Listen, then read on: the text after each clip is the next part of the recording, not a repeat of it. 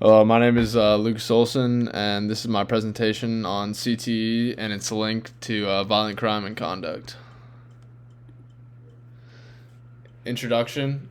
Chronic traumatic encephalopathy, or better known as CTE, is a neurodegenerative disease caused by repeated brain injuries, most commonly in contact sports like football, boxing, and hockey. Today, we are going to explore how CTE is connected to aggressive behavior and poor impulse control in former athletes, how public awareness and safety protocols have evolved, and the broader societal consequences of this condition.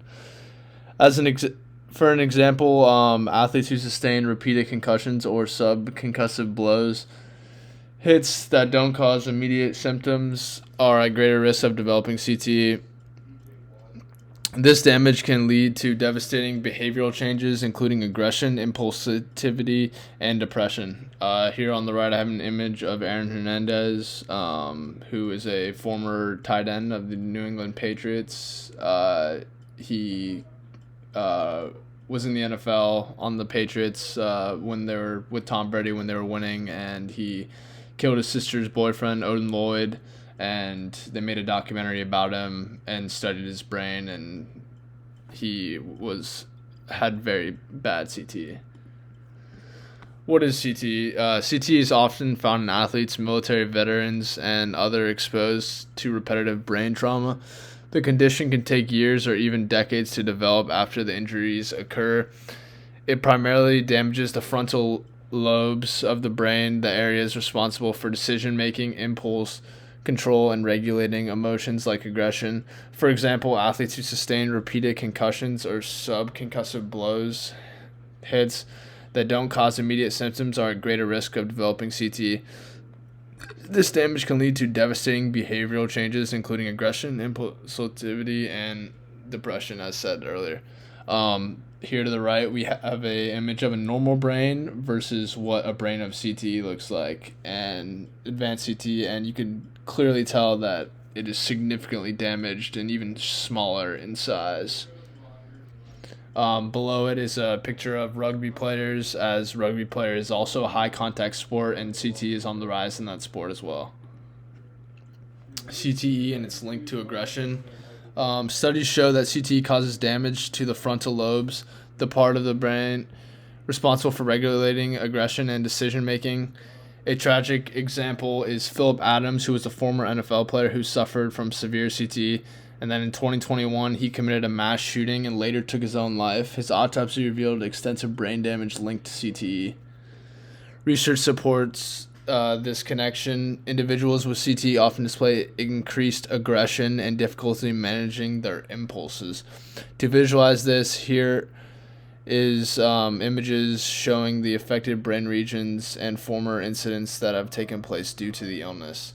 Okay, so the first image right here on the top left is the area of the brain, which is in the frontal lobe, that is affected due to CTE, and it's responsible for emotions and stuff. And here are a bunch of players, and I'll give you a brief rundown of their stories. Ray Rice, former Ravens running back, was a very good NFL player. He got kicked out of the league and never made a comeback for his career after he was seen in an elevator beating his girlfriend. Video went viral. A lot of people saw it. It's a horrible video. This next picture, number 27, that is Kareem Hunt. He's currently back on an NFL roster, but he was kicked out of the league for quite some time when he was released from the Chiefs for stomping his girlfriend, and that video also went viral. Number 20 right here, that is the Philip Adams, who, as I just said, he was involved in a mass shooting and later took his own life. Adrian Peterson, former running back, most people don't know about it, but he beat his son, and this was after he retired. And then Aaron Hernandez is on the bottom, and I already gave you the rundown of his stories, but all of these players are former NFL players that got involved in some bad things after experiencing CTE. Public awareness and safety protocols. In the past, leagues like the NFL were criticized for ignoring the dangers of repeated concussions. This changed as scientific research revealed the long-term impacts of brain injuries. The NFL has since implemented stricter concussion protocols, but many critics argue these measures are insufficient. For example, recent studies like the one by Zamzam show that while player safety awareness has improved, the governing bodies still prioritize profits over health. This infographic demonstrates the return to participation protocol and the Miami Dolphins quarterback. This to the left here, it's giving you a step by step of the phases of what they've updated, how players can return to the field after concussion, and includes other injuries as well.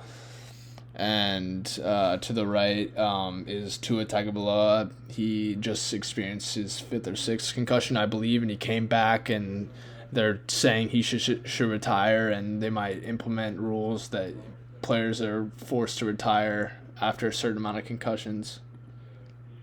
Societal impacts of CTE. Severe cases of CTE have been linked to violent behavior, including criminal activity and gun violence.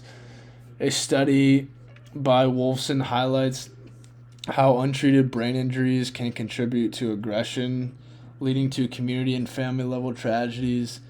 Consider the ripple effects. One former athlete's unchecked symptoms could lead to incidents that devastate multiple families. Here we see data to the left here correlating CTE with violent tendencies, as well showing the personal struggles of athletes. As you can see, it's comparing both of them, and you can see honestly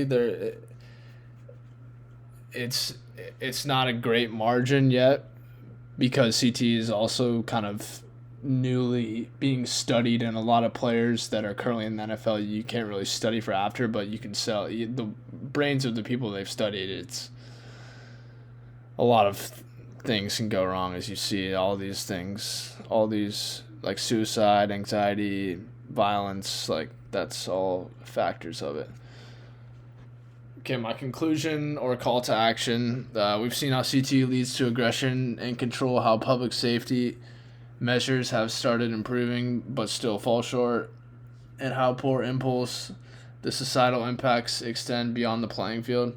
What can we do about it? Sports organizations must adopt stricter safety measures, and society as a whole needs greater awareness of the long-term consequences of brain injuries. Let me leave you with this question. How many more athletes and families must suffer before real changes are made? Take this as an invitation to consider how you, as an individual, can advocate for safer sports environments and better treatment for those affected by CTE.